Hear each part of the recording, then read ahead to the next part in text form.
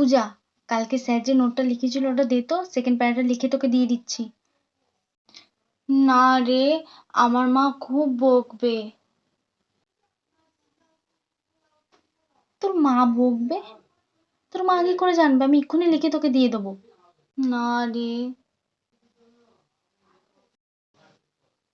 এ পূজা, তোর কাছে extra blue কালি pen হবে? হ্যাঁ আছে। দে না। না রে, আমার মা বকবে।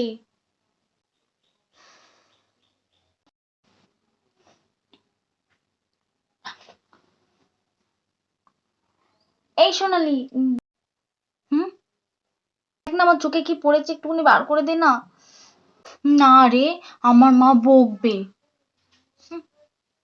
Music